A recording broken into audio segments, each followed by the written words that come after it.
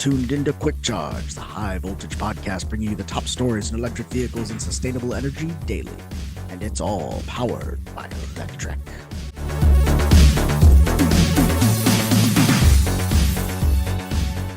Welcome to Quick Charge. It's August 8th, 2024, and I'm your host, Joe Boris.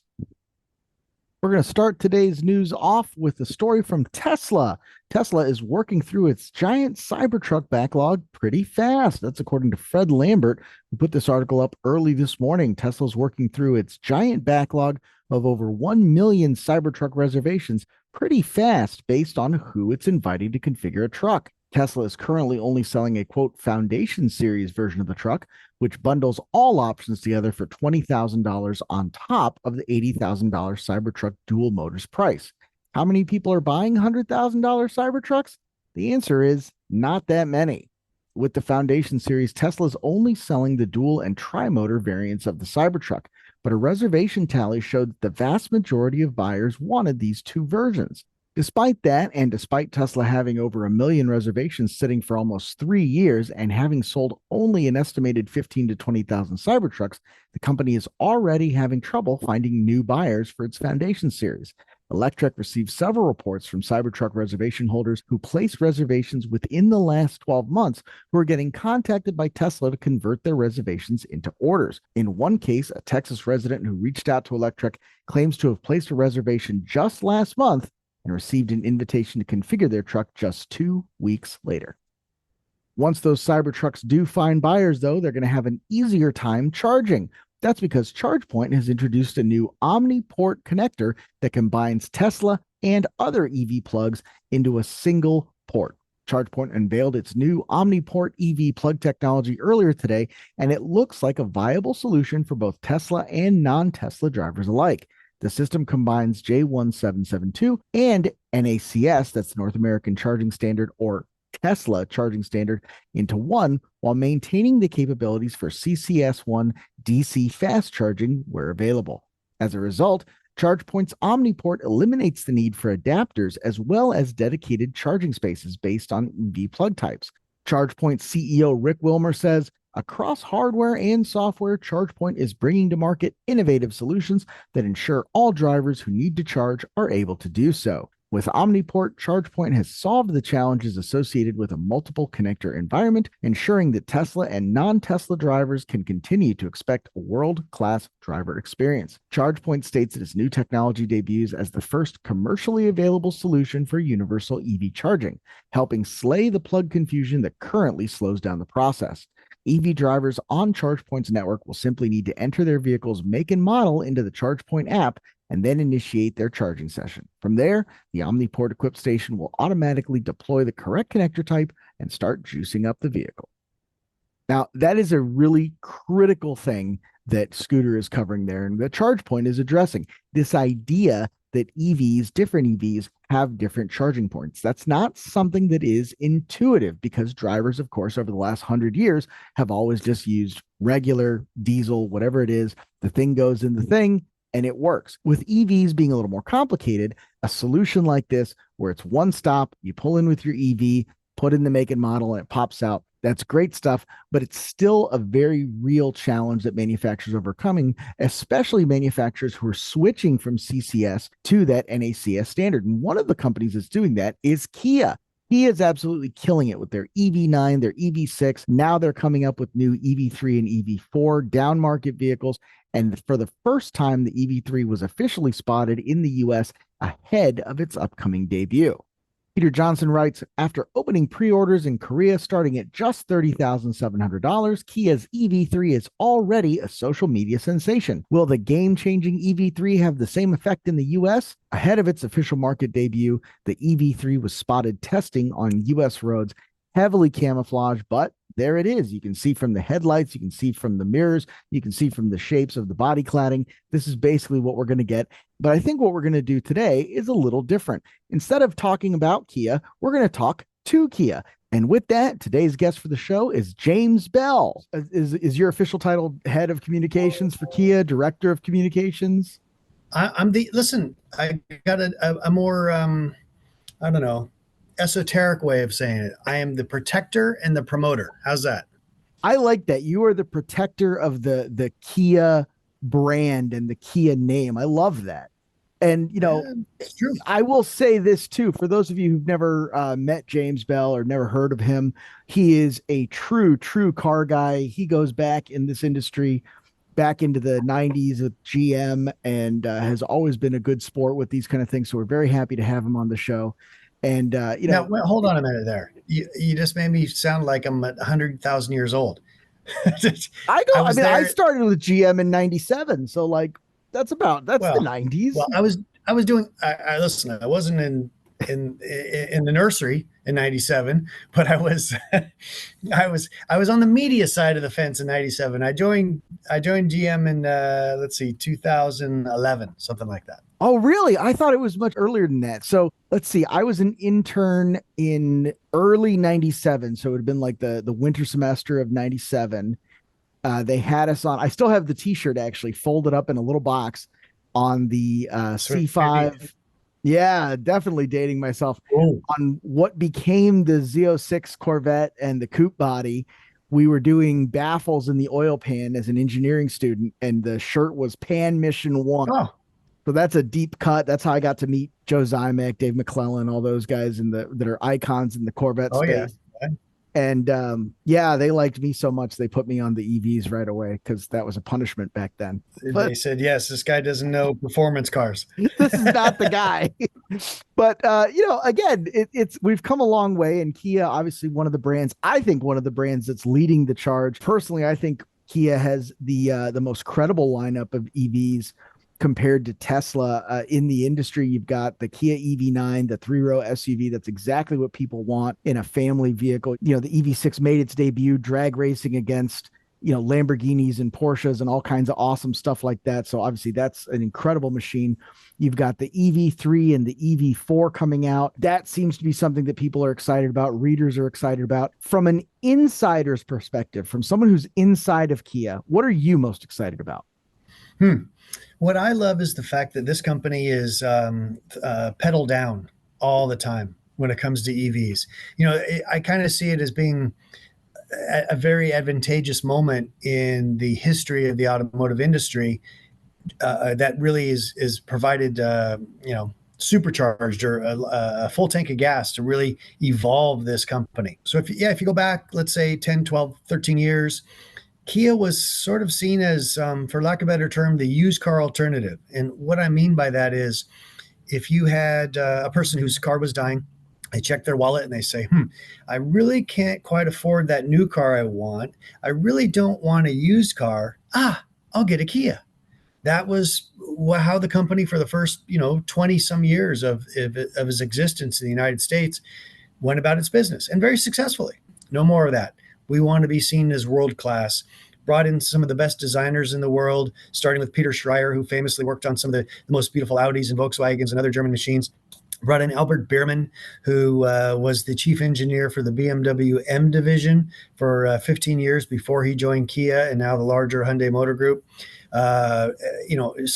Just a roster of international best in their class, employees, designers, engineers, and so forth. So the company was changing. The Stinger came along and shocked the automotive system. And then came the big push into electrification. And that's where I say, I feel so fortunate to be with this company that is absolutely pedal down. Albert Biermann, who I mentioned, was the chief engineer and architect of our eGMP platform. I remember being in Korea with him, probably 2018 or something, and him saying, James, get ready. This electric platform we're working on is going to be amazing. And my goodness, if that didn't come true, I don't know what else is. It just really, really, with all the awards, both the Kia versions of eGMP platform and also Hyundai versions have collected, proves the metal, if you will, of that setup. So anyway, long way of saying the Kia brand was already in a major point of transformation, and then electrification became such a hot button or a hot circuit, if you will. And that's when we were ready with that, because we had some really amazing strategies and products for electrification. So it's been a kind of a 1-2 punch. Well, and I love that we're talking about the evolution of the brand, right? Because as Kia moves into that sort of mainstream audience and really mainstream to premium audience, you're also showing off vehicles and concepts like the PBV, which is a commercial Yeah. EV, a class one, class two electric sort of van platform, if you haven't seen them. And this is a market that Ford and Chevy and even Ram have kind of left behind. Their electric vehicles are much Yeah. larger with the Silverado, the E-Transit, things like that. Even the Ram ProMaster is much larger vehicle. There's a bunch of other neat features in this vehicle that I think are going to give you market advantages. But, the commercial market is different from the consumer space. It's a little more dollars and cents. It's less motivated by styling. And, Nissan found out some of the differences between Yeah. consumer and commercial, probably the hard way. How They is sure did. Kia? Yeah, they did. How is Kia approaching the commercial space using kind of the brand values that got it to where it is today? It's a great question. I would say, well, first off, I would say cautiously. While we know we have a really interesting product and using things we've learned from our EGMP platform and our electrification strategy, we also know that the Kia brand is sort of unexpected in the space. In fact, I attended an event back in Indianapolis back, I think it was in February of this year, the Work Truck Week. You ever heard of that? Yeah, You should go I to was that. there. Well, I'll shut my mouth right now. That was We keep embarrassing. missing each other at all these events, man. It's Well, like I that might just be on can't find purpose. you. That might be on purpose. No, I'm just kidding. It never occurred to me that that would be on purpose. No, no, no, no. Of course not. No, well, at that event, I had a lot of fun because I was wearing a polo shirt that had the Kia brand on it, and I walked the floor several times just to see what was going on there. As a veteran of 1,000 car shows and SEMA and Pebble Beach and CES, been around a lot of conventions, but I'd never seen that one. So I did stroll the floor, and I had people coming up to me and saying, you work for Kia? Yeah. Why are you here? No, I appreciate that response, right? Because you're trying to be cautious. You're coming into this as a new automaker and a new brand. And commercial guys are weird. If they have a long-standing relationship with Ford, they probably drive a Ford at home. They probably Right. come from a family where their parents drove Fords. There are still Ford and Chevy families who've never experienced this kind of thing. But Yes. when they don't have a product that's the right size. In other words, they're not providing the right tool for the job, and you are. Does that give you an opening or an advantage, or do you think people are going to get hung up by the fact that it's a black oval instead of a blue oval?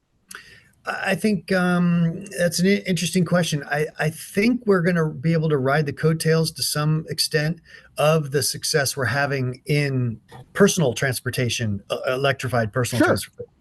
If you've been watching the Olympics lately, you'll see an ad for the EV9 running constantly that calls out us being the Triple Crown Award winner with Car and Driver, World Car of the Year, and North American SUV of the Year. That's somewhat unheard of to clean up all those awards. And that's just, we call it the Triple Crown because that's three. To answer your question about the purpose-built vehicle space, I feel like we're just going to kind of come cautiously, relying on the fact that we know we have a product that is superior. That's one of the things I think that this company's learned so well is that a new ad campaign, a new commercial, a new slogan, those are all nice. But if the product isn't there, and this is what we proved with the Stinger and the Telluride and our electrification strategy. If the product isn't there, it will be flat. And so we're going to come slowly. We're going to learn. We're going to make sure that the idea and the product or the premise of our overall electrification strategy is present in how we go into that marketplace, and see how it goes. Because yes, you're right. From walking around that show floor back in Indy, there's a lot of good old boys there, and here comes this upstart from Korea. There will be some resistance, and we know that. But we also know that there will be smarter people in those audiences that are going to say, this is a business, an ROI decision more than a brand decision. And we feel like our business case is going to really kind of knock it out of the park. Now, obviously, you can't talk too much about future products, but I'm hoping you can talk about some of the concepts that you showed, or you being Kia, showed Yep. at CES and ACT.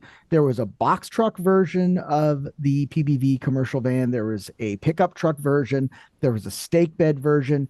How real are those concepts? Is that something that we're going to definitely see, or is that something that's going to, for lack of a better word, depend on the level of success that the van body sees? I wouldn't say it depends on the success of the van body. I think the beautiful thing about the platform that we're using, the EGMP platform, a modification of such, is that it's very, very flexible. We can easily, lengthen the wheelbase if we want to do a small truck. We can shorten it if we want to do like little delivery trucks. We can do. It's really just the proverbial top hat on the platform. So, and this is a product that we're looking to have success in around the globe. So in certain markets, certain parts of Southeast Asia, a little runabout truck might be the no-brainer. In other markets where the weather may not be as nice, a small van or a mid-sized van might be the play. In some markets where the roads are very small and you want to really scoot into little urban areas, then one of the more micro-sized vans might be the right play. So we showed all those concepts at CES because we wanted to show that we're willing, we're ready. And I will say candidly, one of the things I love about working here is that we're well funded. we we can do a lot of things. When the boss man says jump, this entire organization jumps. There does seem to be an affinity among some people, some enthusiasts, for these little tiny vehicles, for these small commercial vehicles, the Ram ProMasters, Yeah. the Ford Transit Connects and things like that. Are these vehicles that Kia is building, are they going to be something that a contractor, a mom and pop, an individual can order? So like, in my neighborhood of Chicago, we've got the Oak Park Cookie Dad, we've got Lyman Avenue Bread that do kind of door-to-door deliveries. Are those type of companies going to be able to buy these vans, or is this strictly like a Walmart, Amazon last mile delivery type play? That's a good question. Again, we're going at this a bit cautiously. So at this point, I believe it is focused on the larger slug of them to an organization to get that proof of concept out there. Especially because in many cases with an electric vehicle, we're not going to have 1,000-mile range on these things, or a 500-mile range for that matter. It's going to be a shorter range for running a circuit and then coming back to the nest. So I think from a proof of concept side and some of the technology that we've shown at CES and we'll be showing other times of how the vehicle can integrate into a business model will lead us or lean us, I should say, towards a larger purchase first. But look, I can't say it any differently.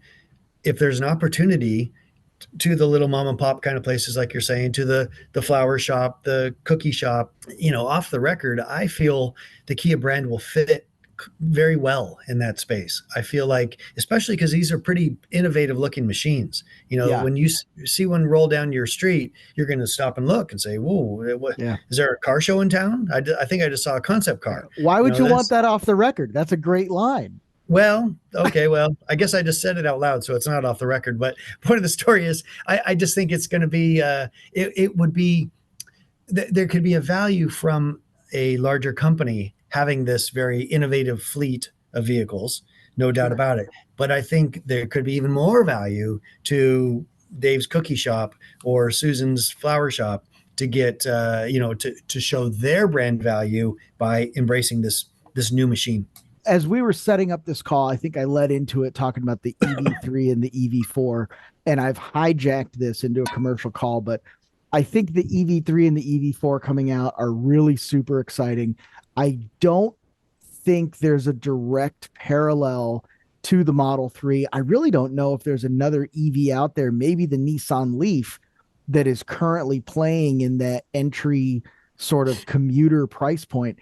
Do you think that similar to the PBV, that Kia is entering a market kind of all on its own and it's just going to dominate that entry level EV space? Well, again, as a like yourself, a long-term, fan and observer of this industry, the premise of having white space is golden, absolutely perfect. We saw that with EV9. We continue to have a very clean white space. Our own competitor Hyundai still does not have their version out yet. Really, the only according to the media, and we can see tons of comparison tests, is against the Rivian. And now you're talking about a vehicle from a brand that is, to some eyes, still kind of in wonder. Will they succeed? I just saw their financials yesterday, I think it was, not looking great. And listen, I wish them all the best in the world. Competition, especially in the EV space, makes our game better too. But again, in that three-row hotspot for the American market, it's really us and them, and our product is substantially more affordable, in many ways more of what somebody's looking to use as a kind of an urban runabout kind of thing, as opposed to a real off-road go climb a mountain machine. Now going at EV3 especially, I think we have another opportunity for white space. And you talk about this competitive set. The one that I think we were probably most concerned about was the Volvo EX30, because that is kind of the refinement, the kind of step up brand perception, and just put them side by side, footprint wise, very similar size and very similar purposes. But Volvo is, well, I'm good friends with some of the people over there, so I won't say what I would have normally said, but they're struggling with that, shall we say. And so the opportunity for EV3 continues to be clear. Now you talk about the next level of consumer adoption. It's going to be with those that are not looking to buy an EV as a statement piece for their home, an expensive Mercedes EQS or something like that. Lovely machine, out of budget for a vast majority of people, and not the greatest commuter type machine either. Let's be fair. That's when we look at vehicles like EV3 as really having a huge opportunity. Affordable, we hope to come in at about $35,000 at a starting price.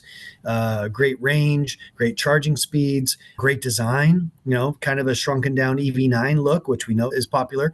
So yeah, huge opportunity there for the people who most, and I can't believe I'm saying this to somebody doing the work that you do, but once you go EV, you realize, holy crap, what was I doing with a gasoline powered car?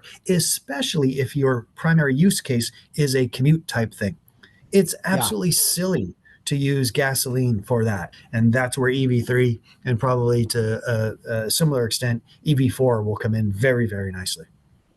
This has all been great stuff, James. I know we're getting to the end of our time commitment here. I want to give you an opportunity for people who are interested in these cars, for people who want to see the latest and greatest from Kia. How do they follow along with what you're doing, and what's the best way for them to get all the hot new information other than reading Electrek? Of course, we know that's the best way, but if they don't want to do that, where do they go?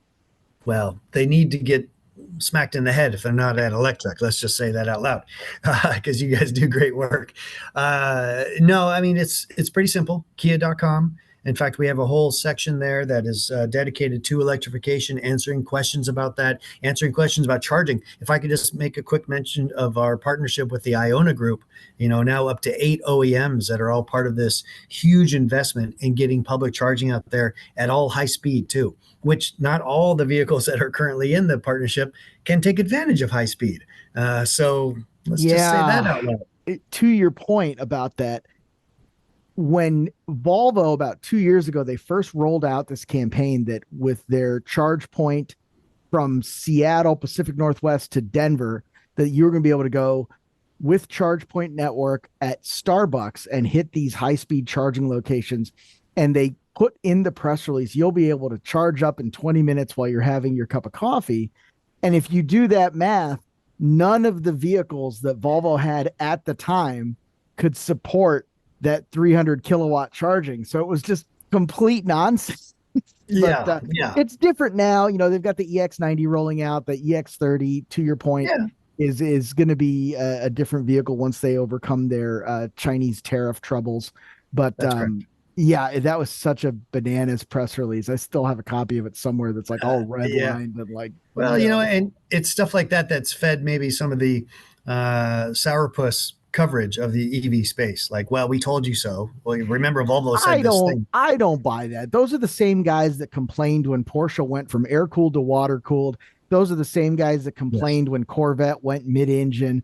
Those are going to be, they complained when Corvette went away from the leaf spring rear suspension. They're going to complain Yeah, if you tried to build an independent suspension pickup truck, if you said, look, pickup trucks right now in North America are primarily used for moving people and occasionally stuff from Home Depot, we can build a consumer focused pickup that's luxury oriented, that has proper suspension and rides nice. And we can do that in a way that's going to still meet the needs of most of those light duty users and have a separate line of pickups. If you did that, you're going to have those same guys come out and say, well, it's not a real truck because it doesn't have a live axle. So, like, I wouldn't lose too much sleep over them. I hope Kia's not. I think No, that's all I've got for you. James, anything else you want to cover before we sign off? super quick. One of the greatest, what's the word, incentives I think that will happen is when these new charging stations from Iona come out. Yeah. I've had a chance to see some of the early mock-ups and the way they're going to look. And what I mean by that is when somebody drives by one in their gasoline powered beast and they see one of these stations, they're going to look at each other in the car and say, I'd like to go there. That's an appealing looking place to go. They don't have gasoline. I have no need to go there. Maybe Right. we should consider EV.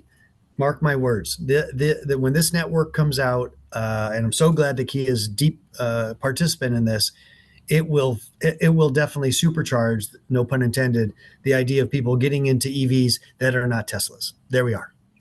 Always a pleasure to have James on the show. James has been a good friend of mine now for a couple of years. We've gotten together at the Electrify Expo. We've gotten together at Industry Day. We've talked before on the Heavy Equipment Podcast, one of my other shows. Great guest, great guy, and we're very grateful that he was here. Of course, we always love having guests on the show, even though it's kind of a new thing. If there's a guest, somebody within the EV industry, in the automotive space that you want us to talk to, be sure to let us know in the comments, and we'll do our best to get them on the show. I'm going to try to wrap up today with a little bit of Chinese invasion. Windrose is going to build its electric semi trucks in the United States. Now, fair enough. Anybody who looks at this, the first thing they're going to see is that central driving position. They're going to look at this sloping nose and they're going to say, this is a Tesla clone. I actually called it a Tesla clone the first time I wrote about it. That seemed to have negative connotations. So at this point, it's just an electric semi. If this is the first time you're seeing it, let it go. That said, the company is calling this a direct challenge to the Tesla Semi.